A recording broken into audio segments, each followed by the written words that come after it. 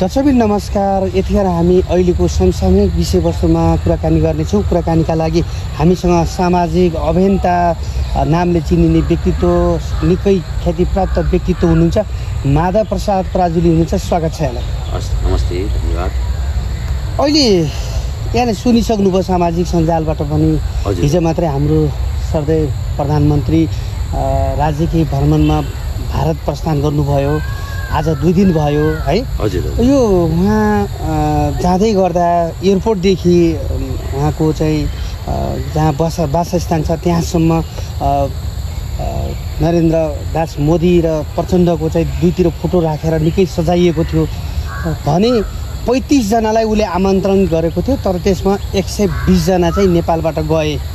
पत्रकारहरूलाई त्यहाँको प्रशासनले अलिकति त्यस्तै व्यवहार गरेको पनि प्रधानमन्त्री लगायत हाम्रा देशका विभिन्न व्यक्तित्वहरूलाई राम्रै व्यवहार गरेको छ र यो उहाँहरूको गएको जुन भ्रमणको उद्देश्य छ त्यो पूर्ण पाठ आइसकेको अवस्था छैन। केही दृश्यहरू, केही न्युजहरू हामीले पाइरहेका छौँ। यो अहिलेको यो भारत भ्रमणलाई लिएर यहाँले चाहिँ कसरी हेर्नु भएको छ, कसरी मूल्याङ्कन गर्नुभयो? यो हिजो जुन दृश्यहरू देखियो यो विषयमा चाहिँ यहाँले कसरी देख्नु? हजुर, धन्यवाद। यो के छ भने यो भारतीय अहिलेको भारत भ्रमण भनेको नियमित प्रक्रिया मात्र हो। अब रह्यो यो भारत भ्रमणबाट यसबाट के कस्ता खालका चाहिँ क्रियाकलाप होला, यसबाट चाहिँ के अपेक्षा गर्न सकिन्छ भन्ने सवालमा र भारतले खासै त्यति चासोका साथ चाहिँ यो भ्रमणलाई प्राथमिकतामा नराख्ला भन्ने सवालमा चाहिँ हामीले एउटा बुझ्नुपर्ने कुरा चाहिँ के छ भने प्रधानमन्त्री भइसकेपछि नेपालबाट भारत अथवा चाइना चाहिँ भ्रमण गर्ने नियमित प्रक्रिया हो। त्यही प्रक्रिया अनुसार चाहिँ छिमेकी राष्ट्र भारतमा चाहिँ हाम्रा वर्तमान प्रधानमन्त्री प्रचण्ड जानुभयो। जो भारतले गर्नुपर्ने जुन भूमिका, गर्नुपर्ने जुन जिम्मेवारीको सवालमा चाहिँ खासै त्यस्तो राम्रो खालको चाहिँ भूमिका निर्वाह गरेको पाइएन। कारण के हो भने एक त पहिलो भ्रमणमा जाँदै गर्दाखेरि प्रधानमन्त्री जस्तो व्यक्तित्व जाँदाखेरि एउटा राज्य मन्त्री चाहिँ स्वागत गर्न आउनु त्यो आफैमा लज्जास्पद कुरा हो। अब हाम्रो देशले चाहिँ भोलि भारतका चाहिँ महामहिम प्रधानमन्त्री नरेन्द्र मोदी चाहिँ नेपाल भ्रमण आउँदाखेरि हामीले नै राज्य मन्त्री पठाउने हो त, या त हामीले नै गृहमन्त्री पठाउने हो त? त्यो चाहिँ के भने देशको सानो होस् ठुलो होस्, देशको आफ्नै गरिमा छ, आफ्नै अस्तित्व छ, आफ्नै मर्यादा छ। त्यो चाहिँ भारतले कतै हामीमाथि चाहिँ अन्याय नै गरेको हो भन्ने मलाई लाग्छ। त्यही अब उहाँ एयरपोर्टमा पुग्नुभयो, पुगिसकेपछि अब त्यहाँ जुन दृश्य देख्नुभयो त्यसपछि उहाँ हाम्रो प्रधानमन्त्री अलिकति कता कता नम्र मुद्रामा देख्यौँ हामीले पनि। हजुर। खासै प्रफुल्ल चाहिँ खुसी भएको जस्तो पनि देखिनौँ। उहाँको अपेक्षा के थियो र उहाँका यतिखेरका चाहिँ विशेष संवाद, विशेष काम कारबाही के हुन् त्यो पूर्ण वार्ता आउन बाँकी नै छ। केही सञ्चार माध्यम, भारतीय सञ्चार माध्यमहरूले नेपाली मिडियाहरूलाई पनि अलिकति त्यहाँनिर चाहिँ रोकछेकको चाहिँ व्यवहार गरेको देखियो। हुँदैन, जान मिल्दैन होइन। यो विषयमा चाहिँ के हो भने पहिला यहाँबाट हाम्रो पत्रकार टोली फलानु भनेर मन्त्री परिषदले निर्णय गरेर यहाँबाटै प्रधानमन्त्रीको नेतृत्वमा गएकै टोलीमा चाहिँ जानुपर्ने हुन्थ्यो एउटा भने। अब जस्तो तपाईँले अघि कुरा उठाउनु भयो, 35 जना बोलाइएको ठाउँमा 105 जना गए भन्दाखेरि त त्यो हामीले सोच्नुपर्छ हामी कति गैर जिम्मेवार छौँ भनेर। 35 को 70 सम्म भइदिया भए पनि ओहो डबल मात्रै आएछन् भन्ने। गाउँै बोकेर गएपछि त त्यहाँ भित्र बस्ने ठाउँ थिएन होला, त्यस कारणले त्यहाँ भित्र बस्न नपाउनेमा चाहिँ पत्रकार पर्यो। मलाई त्यस्तो लाग्छ। अब रह्यो अब पत्रकारलाई अन्याय भयो या त न्याय भयो भन्ने जस्तो सवालमा चाहिँ के हो भने पत्रकारिता गर्ने व्यक्तित्वले आफूले एउटा यहाँबाट जिम्मेवारी वहन गरेर नगएको हुनसक्छ र यहाँको चाहिँ प्रधानमन्त्रीको नेतृत्वमा गएको टोलीमा चाहिँ आफू समावेश नभएको हुनसक्छ र यो दुवै कमी कमजोरी के हो यथार्थ त अहिले भन्न सकिँदैन। तर पनि भारतले नेपालमाथि जुन खालको चाहिँ नि दुर्व्यवहार गर्यो, जुन खालको व्यवहार देखायो, त्यो चाहिँ त्यति चित्त बुझ्दो व्यवहार देखाएन। अर्को कुरो यो सँगसँगै चाहिँ नेपाली जनताहरूले पनि के भनेका छन् भने राजकीय भ्रमणका लागि प्रधानमन्त्री मित्र राष्ट्र भारत जानकै लागि उहाँले हिजोका केही मतलब 8-10 महिना अगाडिदेखि चाहिँ नागरिकता विधेयकको कुरा थियो। उहाँ योभन्दा अघिल्लो पटक चाहिँ आर्जु देवा र उहाँको चाहिँ भारत भ्रमण रहेको थियो। त्यतिखेर पनि उहाँले उहाँबाट इन्डियाबाट फर्के लगतै नागरिकता विधेयकलाई एउटा चाहिँ संसदबाट राष्ट्रपति भवनसम्म पुर्याउनु भएको थियो। 2 पटकसम्म चाहिँ पुगेको अवस्था थियो। त्यतिखेर राष्ट्रपतिले त्यसलाई चाहिँ खारिज गरिदिनु भयो, पठाइदिनु भयो। त्यसलाई चाहिँ त्यो फाइललाई चाहिँ स्टपमा रह्यो। अहिले आएर चाहिँ मन्त्री परिषदबाट नयाँ राष्ट्रपतिले चाहिँ त्यो विषयलाई चाहिँ अलिकति नमिल्ने, सिस्टममा नमिल्ने कुराकानी हो। त्यसलाई चाहिँ मन्त्री परिषदबाट एउटा मिटिङ गरेर पारित गरेर राष्ट्रपति समक्ष लिएर यसलाई चाहिँ गराइयो, पास गराइयो। जहाँसम्म नागरिकता विधेयकको कुरामा चाहिँ के हो भने सबभन्दा पहिला त 2 चोटि रिजेक्ट भइसकेको नागरिकता विधेयक, त्यसपछि भर्खर नियुक्ति हुनुभएको नवनियुक्त राष्ट्रपति, त्यो नागरिकता विधेयकको विषयमा छलफलै नगरिकन, संसदमा एजेन्डै नउठाइकन मन्त्री परिषदको निर्णयले ठाडो आदेशले चाहिँ नि तोक आदेश गर्नु, त्यो सबैभन्दा ठुलो गैर जिम्मेवारी र नेपालप्रति चाहिँ ठुलो विश्वासघात हो। राष्ट्रपतिले चाहिँ जुन गर्नै नहुने काम गर्नुभयो। अहिले अपेक्षा राखेको थियो सायद त यो हिजोका दिनमा उहाँ आफै एउटा चाहिँ माननीय हुँदा गर्न नहुने कार्य भनेर चाहिँ भनेका कामको ठ्याक्कै विपरीत भयो भनेर केही अधिवक्ताहरूले पनि नेपाल बार एसोसिएसनमा हिजो कार्यक्रम गरेर त्यो भनाइ पत्रकारहरूसँग चाहिँ राख्नुभयो। आज सम्पूर्ण न्यायालयका चाहिँ अधिवक्ताहरू मिलेर रिट पनि आज पेश गर्नुभएको छ। नागरिकता विधेयक साँच्चीकै लागू गर्ने हो, यसलाई चाहिँ गर्ने भने नेपाल र नेपालीका हितमा छैन। यसले भोलि जनमत सङ्ग्रहको अवस्था ल्याउने, नेपालको अवस्था र पहिचान नै खोसिने भनेर चाहिँ चर्को विरोध गरिरहनु भएको छ। यो विषयमा नेपाली एउटा समाजसेवीको एउटा दृष्टिकोणबाट माधव प्रसाद पराजुलीले चाहिँ कसरी हेर्नु? यस्तो यो नागरिकता विधेयकको विषयमा सबभन्दा पहिला चाहिँ नि हामीले देश र नागरिकलाई हेरेर तर्क गर्ने हो भने नागरिकता विधेयक चाहिँ अहिले लागू गर्नै हुँदैन। यस कारणले लागू गर्नु हुँदैन कि खुला सिमाना छ, जहाँ 150 करोड जनता छन्।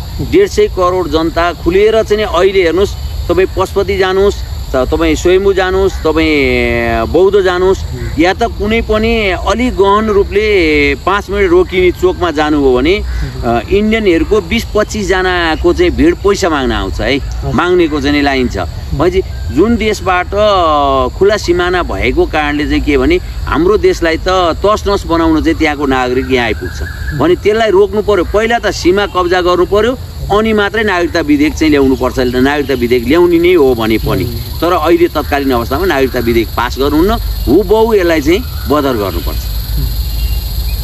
अब यसै गरी विभिन्न तरिकाले विभिन्न दृष्टिकोणले हरेक विषयवस्तुलाई हेरिन्छ। परराष्ट्र मामिला र कूटनीतिक सम्बन्धबाट भनौँ। अहिले अर्को कुरो के छ भने राजकीय भ्रमणमा हाम्रो सबै प्रधानमन्त्री जाँदै गर्दा इन्डियाको पार्लियामेन्टको नयाँ भवनमा अथवा त्यहाँको संसद भवनमा एउटा ग्रेटर भारतको नक्सा चाहिँ भित्तामा राखिएको छ। त्यो चाहिँ नयाँ छ। यसरी नेपालको भूभाग पनि उसको एउटा ग्रेटर भारतको नक्साभित्र रहने गरी बनाइनुले यसमा केही षड्यन्त्र छ। नेपालको कतै भूभाग त भारतले एकतर्फी रूपमा चाहिँ खोज्ने होइन भन्ने आशंका गरे भने नेपालमा रहेका विभिन्न विद्यार्थी सङ्घ संस्थाले हिजो पुतला दहन पनि गरे। यो अहिले पनि जारी राखेका छन्। टिएमबिसीका छेउछाउमा यस्तो कार्य भइरहेको छ। यसलाई कसरी बुझ्ने होला? यो चाहिँ नक्सा यदि भारतले हाम्रो भूभागलाई पनि आफ्नो क्षेत्रमा पारेर एउटा नक्सा सार्वजनिक गरेर उसको एउटा सार्वजनिक सुनुवाई तिनीहरूकै एउटा त रहने एउटा चाहिँ त्यस्तो क्षेत्रमा राख्यो भने त्यसलाई हामीले कसरी सोच्ने अथवा नेपाली जनतालाई कसरी? अहिले हजुरले भन्दै गर्नुभएको कुरामा र नक्साको सवालमा चाहिँ के भने अखण्ड भारत भनेर जुन एउटा नक्सा राखियो, हिजोको परिकल्पना ब्रिटिसले लड्दै गरेको अवस्थामा भन्ने पाइएको छ। ब्रिटिससँग लड्दै गरेको अवस्थामा हामीले परिकल्पना गरेको भारत हामीले परिकल्पना गरेको भारतको नक्सा भनेर जुन खालको चाहिँ एउटा मिडियाबाजी भइरहेको छ त्यसलाई चाहिँ हामीले नक्साकै आधारमा चाहिँ हामीले त्यति ठुलो कुरा राखिरहन पर्दैन र त्यति तनाव लिनुपर्ने अवस्था देखिँदैन। जब हाम्रा सीमा स्तम्भहरू छन् नि, हाम्रा सीमा स्तम्भले चाहिँ के प्रश्न गर्छ भने उनीहरू त ब्रिटिसबाट स्वतन्त्र भएको, हाम्रो त अहिलेसम्म स्वतन्त्र भएको त इतिहास छैन नि, होइन। हाम्रो प्राचीन उद्गम स्थल प्राचीन भूमि हो यो। यहाँ त कुनै न त कोहीसँग स्वतन्त्रता हासिल गरेर लिएको नेपाल हो, न कसैसँग गाँसिएर चाहिँ फुटेको नेपाल हो। हाम्रो त यो चाहिँ हिजो चाहिँ ऋषिमुनिहरूको उद्गम स्थल हो, यो पुर्ख्यौली भूभाग हो नेपाल। त्यस कारणले नेपालको भूभागलाई चाहिँ भारतले चाहेर पनि नचाहेर पनि छुन सक्दैन र लिन सक्दैन, किनकि भारतले नेपालपट्टि गिद्धे नजर लाउनु भनेको ऊ आफै बिग्रिनु हो, ऊ आफै सकिनु हो।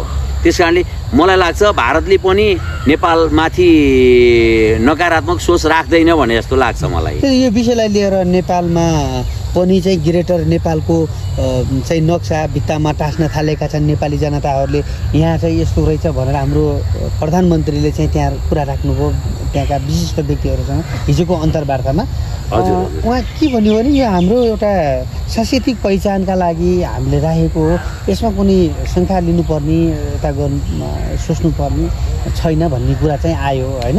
असल त यहाँले केही दिन अगाडि भन्नुभएको थियो उसले समेटेर हाम्रो भूभाग समेटेर यदि राख्छ भने हामीले पनि उसको चाहिँ दिल्ली दरबारसम्मको नक्सा पारेर झन्डा राखेर बनाइदिउँ न त, बनाउनलाई राख्नलाई चाहिँ के फरक पर्छ र भन्नुभएको थियो। मेरो यसमा चाहिँ के हो भने ग्रेटर नेपालका नेतृत्वकर्ता फणीन्द्र नेपालसँग मेरो लामो संवाद र लामो भेटघाट हुँदाखेरि पटक पटक हामी के भन्थ्यौँ भने हाम्रा भूभागहरू जो खोसिएका भूभागहरू फिर्ता गर्नुपर्छ महाराजजी, त्यसमा चाहिँ तपाईँले पनि अलिकति हामीलाई चाहिँ सहयोग गर्नुपर्छ र एक किसिमको चाहिँ तपाईँको पनि हामीले चाहिँ सहयोगको अपेक्षा गरेका छौँ भनेर भन्नुहुन्थ्यो। म के भन्थेँ भने हाम्रो भूभाग जति छ यसलाई चाहिँ हामी संरक्षण गरौँ, यसलाई जोगाएर राख्नेतिर लागौँ र योभन्दा बढी हामीले तानेर योभन्दा बढी हामीले बढाएर बाँकी भूभाग आउँछ आउँदैनतिर नखोजौँ, भएकालाई संरक्षण गरौँ भन्दै गर्थेँ म।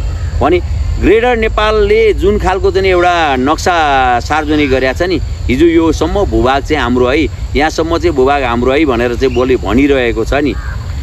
हामीले हिजो पढ्दाखेरि पनि त छ नि पूर्वदेखि पश्चिमसँग, होइन, कुन कुन भाग हाम्रा थिए भनेर त हामीले पढेका छौँ हो। त्यही आधारमा हामीसँग भएका नक्सा छन्, प्रमाण छन्। त्यही प्रमाणको आधारमा हामी पनि हामीले जहाँबाट चाहिँ हाम्रा प्रमाणहरू बटुलेर चाहिँ जहाँबाट हाम्रो भूभाग चाहिँ फिर्ता लिन सक्छौँ त्यो अन्तर्राष्ट्रिय अदालतमा जान नेपाल पनि त तयार छ नि। त्यति सजिलै नेपाल भारतले खान खोज्दैमा नेपालले छोडिदिएला, नेपाल त्यति सजिलै चाहिँ चुप्पो लाएर बस्ला। र फेरि एउटा कुरो त्यो, अर्को कुरो के हो भने अहिलेका तत्कालीन प्रधानमन्त्री चतुर खेलाडी छन् र भारतलाई नाफा र नेपालीलाई घाटा हुने निर्णय गरेर आउँदैनन् भने जस्तो मलाई लाग्छ। त्यसमा तपाईँ विश्वस्त हुनु एकदमै।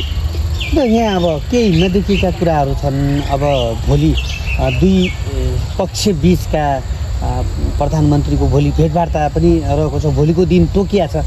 सायदसम्म त नेपालका पुराना सन्धि सम्झौताका कुरा हुन् या त कुनै अरू कुनै प्रोजेक्टहरूका अथवा कुनै कम्पनी अथवा कुनै विषय लेनदेनकै हुन्, त्यो विषयसँग छलफल भएपछि र त्यहाँभित्रका कुराहरू आएपछि आम नेपाली जनतालाई थाहा होला सबै कुरा त, होइन। अब कसरी जान्छ र यो सम्बन्धलाई हाम्रा नेतागणहरूले कसरी राख्नुहुन्छ भन्ने कुरो चाहिँ उहाँहरूकै हातमा रह्यो। हामी त एउटा मुख दर्शक र हामी अभिभावकको भूमिकाबाट एउटा देख्ने दृष्टिकोण मात्रै हो हाम्रो त, होइन। र आम सर्वसाधारण आम दर्शकहरूलाई पनि सम्भवतः हाम्रा राष्ट्रका हाम्रा अग्रज व्यक्तित्व राष्ट्रका चाहिँ प्रमुख उहाँहरूले गलत कार्य गर्नु नै छैन भन्न चाहिँ लाग्छ। हिजोको विगतमा जे गल्ती भयो त्यस्ता गल्तीहरू हुँदैनन् होला भनेर हामी चाहिँ उहाँहरूलाई खबरदारी दिन चाहन्छौँ, सचेत बनाउन चाहन्छौँ, होइन। त्योभन्दा त अरू कुनै विकल्प छैन। अब यो चाहिँ अहिले हजुरले भन्दै गर्दा के हो भने पहिलो त सबभन्दा पहिला नेपाल भारत जुन मैत्री सम्बन्ध छ नि त्यो स्थापित रहोस्। नेपाल भारत मैत्री सम्बन्ध स्थापित रहोस्। हामीले शत्रुताको भाव देखाउनु नपरोस्। भारतसँग हामीले जाइ लाग्ने दिन नआओस् र सन्धि सम्झौता गर्दा नेपालको अहित हुने सन्धि सम्झौता प्रधानमन्त्रीले गर्नु हुने छैन र गरे मान्य हुने छैन भन्ने कुरामा चाहिँ म चाहिँ उहाँलाई सुझाव भन्नुहोस्, जानकारी भन्नुहोस् र चेतनामूलक अथवा चेतावनी भन्नुहोस्, यो चाहिँ खबरदारी गर्नुहोस्। हामीसँग निकै प्रखर व्यक्तित्व, निकै चर्चित व्यक्तित्व, निकै समाज सेवामा समाज परिवर्तनमा एउटा चाहिँ निरन्तर लागिरहने त्यस्तो व्यक्तित्व माधव प्रसाद पराजुली जोडिनु भएको थियो र महत्त्वपूर्ण समाज भयो यो। भोलिका दिनमा अरू नयाँ सूचना आयो भने यहाँसँग छलफल र भलाकुसारी हुनेछ। पक्कै पनि आज हाम्रो मिडियामा हामीले यहाँलाई सोध्न केही छुटेका कुरा भए र यहाँले भन्नुपर्ने केही कुरा भए राखिदिनु होला। अब अरूभन्दा पनि अहिले तत्काल तपाईँले पछि मलाई एउटा कुरा राख्ने मौका जुन दिँदै हुनुहुन्छ त्यसको लागि म धन्यवाद दिन चाहन्छु। जुन टिकापुर घटनाका दोषी ठहरिएका जो रेशम चौधरीलाई चाहिँ तीनवटा अदालतले सर्वस्व सहित जन्म कैदको फैसला गरिसकेको बेलामा राष्ट्रपतिले मन्त्री परिषदको साधारण निर्णयले राष्ट्रपतिको चाहिँ निगाहले चाहिँ छुट दिएकोमा चाहिँ कतै अदालतमाथि पनि चाहिँ एक ढङ्गको प्रहार भइरहेको छ र न्यायालयमाथि हस्तक्षेप हुने कामहरू नहोस् र सत्य तथ्य छानबिन होस्। यदि दोषी भए अझै कारबाहीको दायरामा रेशम चौधरीलाई लानुपर्छ, जानुपर्छ र पीडितले न्याय पाउनुपर्छ भन्ने मेरो चाहिँ भनाइ छ।